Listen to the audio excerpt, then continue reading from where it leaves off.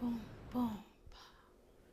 So I got accepted into What the Funk Fest, which is an all-funk burlesque show and festival. I think I should go 1, 2.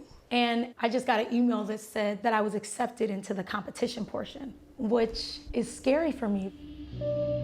I grew up knowing that even though I could dance just like everybody else, a judge might just look at me and be like, oh, we gotta take off points because she's fat. With all of the things that I had already been hearing about myself and internalizing, things my own mother said to me, I stopped dancing because it didn't feel good to dance anymore. My technical dance career, it ended early, and it didn't have to end that early. But now, to be able to compete in one of the biggest burlesque competitions, it feels amazing. It feels like a rainbow after a very rainy day. Yeah.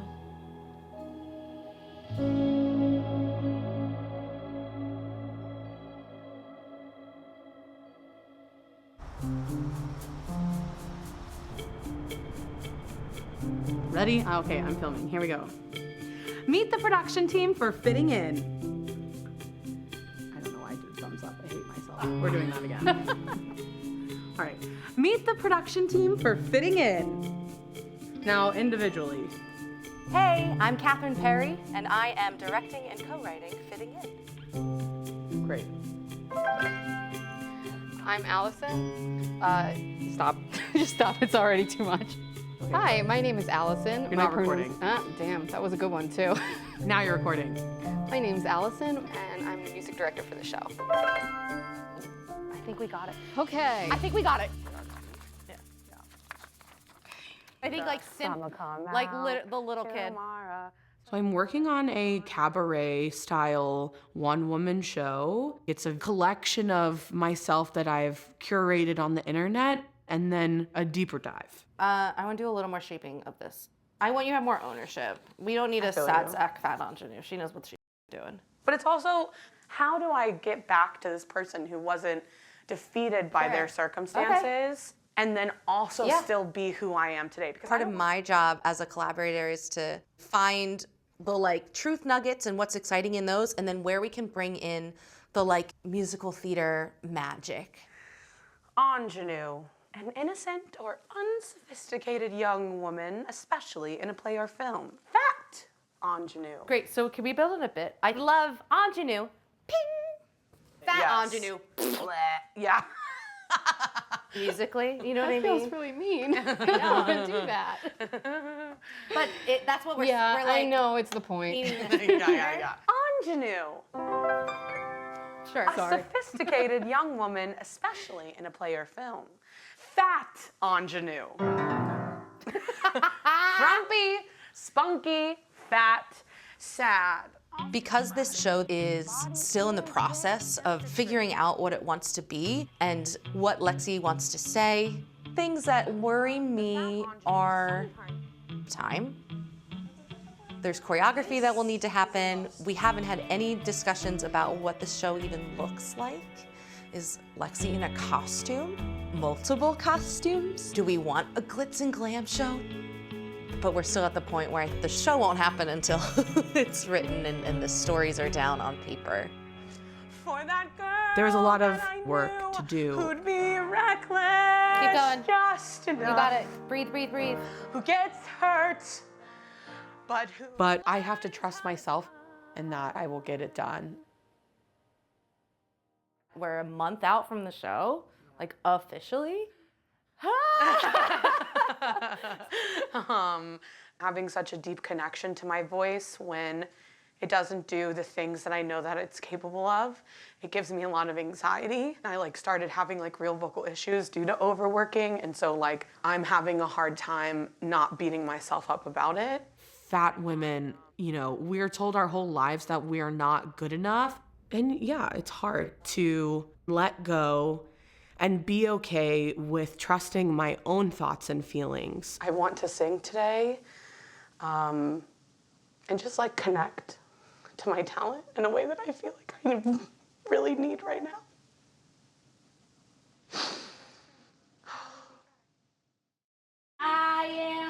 confident. I am confident.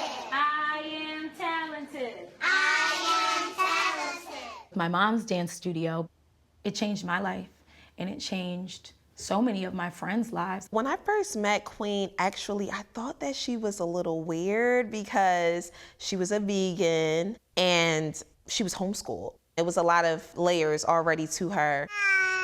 She's telling you, it's time for cultural dance class. Okay. I would say that Miss Brenda, she's definitely a character with a capital C and the rest of the letters in caps. I'm the Black Elizabeth Taylor. I get married a lot. So my children, they have different fathers that I was married to, darling. Okay, let's get that straight. Turn it out and step. But my dance studio was my firstborn child. 5, 6, Truly. 7, 8. 1, 2, 3, 4, 5, 6, 5. Dancing was everything to her. She's taught those people who now have dance studios. How many studios do you have in here?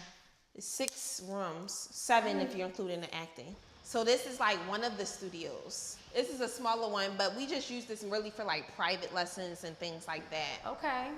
Oh, so you remember these?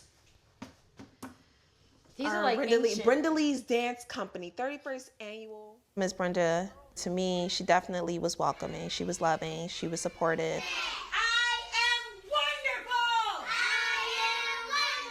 But I got to see different sides of her and how she maybe treated Queen versus how she would treat me.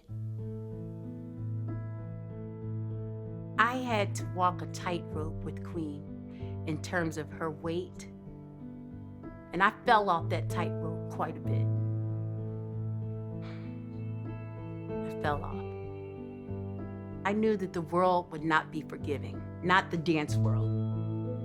I knew they would see her come out on that stage, and if they saw a belly or if they saw hips that were too big, that they wouldn't want to look at her raw talent or her technique because she had both.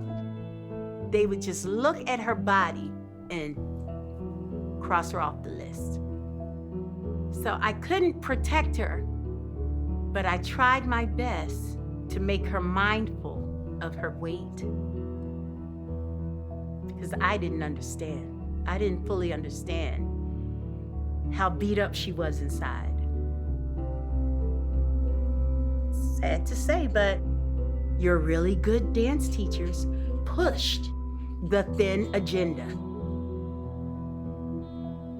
The discipline of dance is something, that is so priceless. But all of my dance training in high school, college, expectations were very high.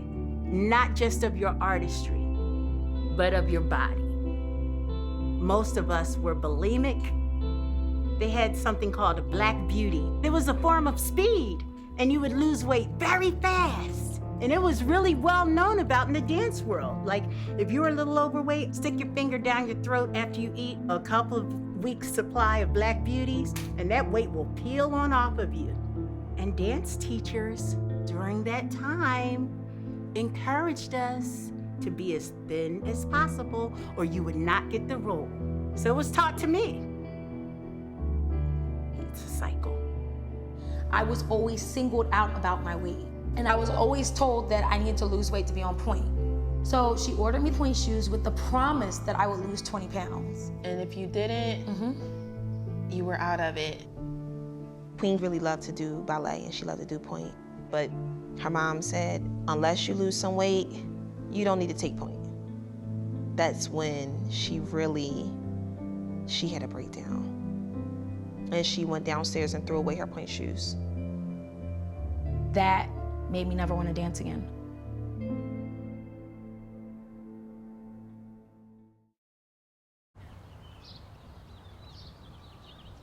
Cheers. I love you, Mom. I love you too. I don't even need that coaster.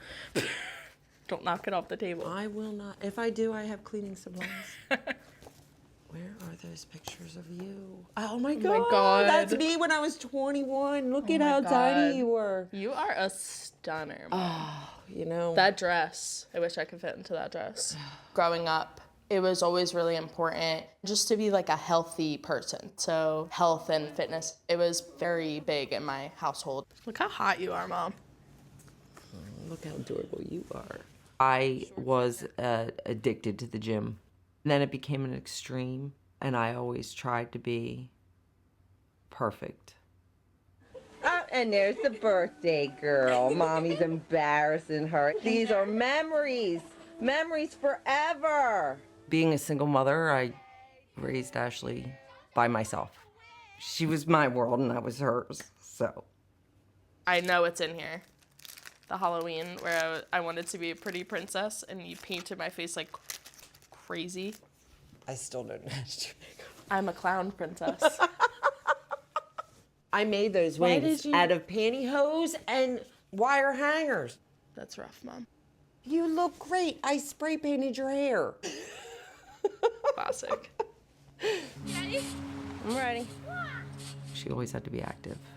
I didn't like her sitting still. I didn't like her watching TV, you know. Okay. Just want to fill myself up just a little bit to see how beautiful I am. And then her school would send me notes that she was obese and that I needed to control her food. That used to make me so mad. How can you tell me my child is obese? But she was, and she would get health checks. I had a Stairmaster in my living room. And if she wanted sweets, she would have to exercise. But by trying to stop the weight gain, maybe I'm the one that made her more aware of her weight. It was around this time, right here, when they sent me the letter telling me that you were obese. Forever, I was like, I can't be loved unless I'm this perfect thing, but God forbid I teach my daughter that. I'm gonna take Barbies away. I feel I'm doing everything I'm supposed to do, and then society gives me a letter saying that my daughter's obese. I had no idea what was going on. I thought she was going to a friend's house and just eating everything she couldn't eat at home. Before I knew that there was a medical issue. Polycystic ovarian syndrome. It's a hormone disorder. So one of the main things with PCOS is the weight gain and not being able to control it, and you're unable to lose weight easily. As soon as I hit puberty, we started to kind of notice these things. I took her to the doctor and got her tested. And it turns out that I have PCOS. She wasn't doing anything to cause this to happen. So that was like the start of making decisions out of hate for my body that were really detrimental actually to my health. I found laxatives in the trash can. Wrappers.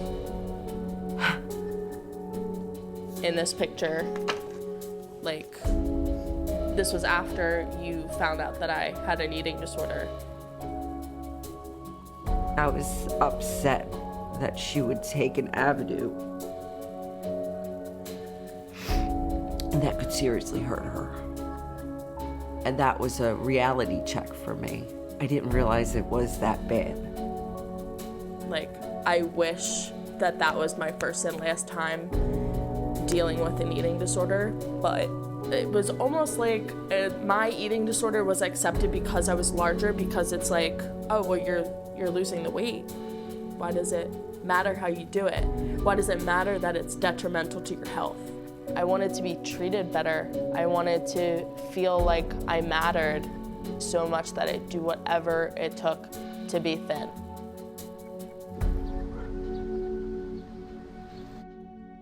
Hey, welcome to Fat Girl Hacks. You'll remember Suzanne from when she came on to talk about the doctor's appointment I had. The doctor taught me about serving sizes and calorie counting. He did tell me I should eat like 1,400 calories or something like that. So the amount of a toddler. Yes, and I think we all remember He actually took the time to write on a prescription pad for me to take a walk. Yeah, so condescending. So condescending. Being a fat person is difficult. We live in a world where people hate fat people. Going to the doctors as a fat person is traumatizing. It's most likely going to be traumatizing. A lot of times what does happen is patients come in for pain or a specific complaint, and then somehow the discussion circles around to weight loss. Yeah. I think that's a function of, one, our like cultural stigma, but also when a provider doesn't know how to provide an answer for someone, it's easier to blame the patient and say, well, if you just lost weight, you wouldn't have pain. There are publications after publications in peer-reviewed journals that document how nurses, healthcare workers, and doctors carry bias and translate it through their practice onto the patient. How many people who have any condition at all would seek a person's counsel, knowing that when they got there, that person will be looking at them like the cause of this condition is their fault and the solution is their responsibility? What should be our expectation when we go to the doctor? How should we expect to be treated? I know it's a hard question. Yeah, the slippery slope. It's not in medical and physician assistant and nursing school curriculums in terms of how to provide affirming and safe care for people who are in larger bodies. Everyone should be able to expect that they can go to a healthcare provider and receive safe and affirming care and to not be shamed. I've been thinking about the amount of shame I carried at like my first Weight Watchers meeting at like 9 years old, thinking I did this to myself. And when I think of that now, I'm like, how did that little girl think she did this much damage? Fatness is not just about being fat. It's the way we continue to other people in society, because in the country that we live in, we've always needed a way to distinguish who is better than someone else. It is prejudice. We categorize an entire group of people and we condescend them all based on an experience that they have that we've never had. Each person is an individual, and we need to treat people as individuals and not as labeled groups of diseases. I guess my question is, do you see it getting better? Well, I am a perennial pessimist, but I'm gonna take that hat off.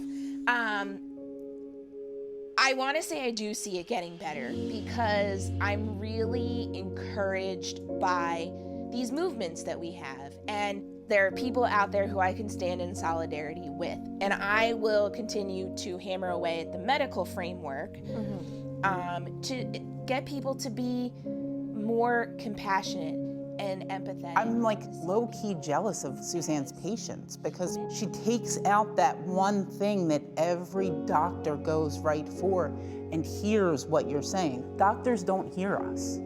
They see us as being fat, and that's it. To walk in and see a practitioner like you, I could be very jaded about this whole situation, but knowing there's people like you fighting the fight, I get inspiration. She allows you to have dignity. I want respect and I want dignity, and I think Suzanne gives it.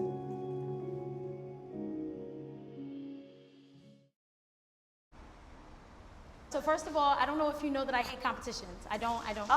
We've spoken about it a little really bit. don't. I definitely get the anxiety and all of that as well. It's scary. It is scary, but you're gonna meet so many wonderful people. It's great that Queen's getting an opportunity to be seen outside of Philadelphia at What the Funk Fest. But you wanna give this a try? I do. Run it, and then I'll give you some feedback. Okay, cool. For Queen, I think it like brings on a lot of anxiety, but I'm gonna help and work with her and try and help her however is helpful to her.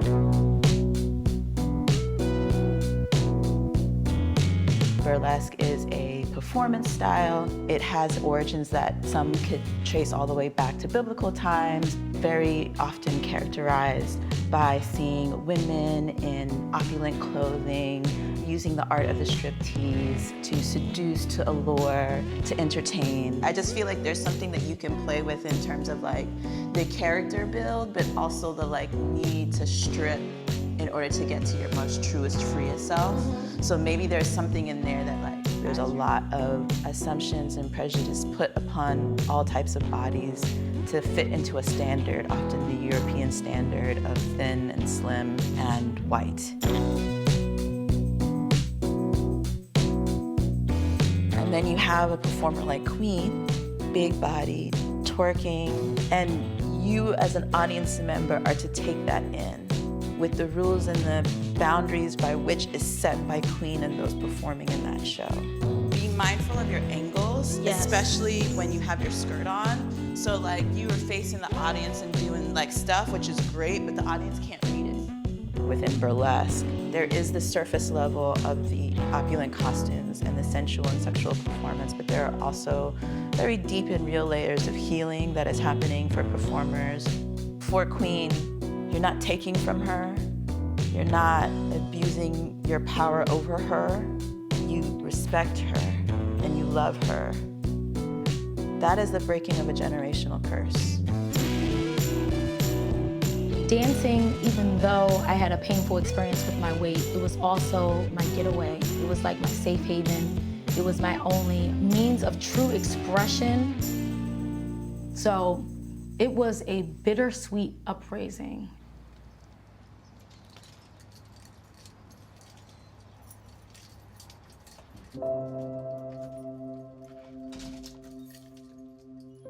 Wow. These are pictures of each recital year. This is my sister, myself, and my brother. Here are the trophies that we've won. These used to stay upstairs. My mom was very proud of them. Old costumes. A lot of memories coming back.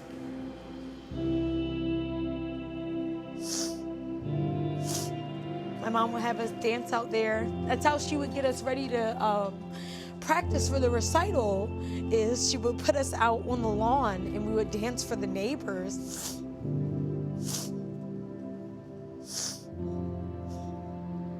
I grew up here. When you talk about where I grew up, this is what I picture. Like I don't think about my house, I think of here. It's like COVID took the students, and then like we've all had some rough years. Now, my mom doesn't teach dance at her dance studio anymore. The roof is caving in. Just like I lost my passion, I have to also think about the fact that my mom has lost hers. 6, 7. She was 18 years old when she opened up the studio. On the flip side, I found my avenue. I found what brings me back home to dance.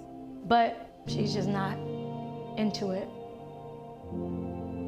It's interesting that all this time, I've really just wanted her approval, even when it comes to burlesque. I miss her a part of my dance life every day.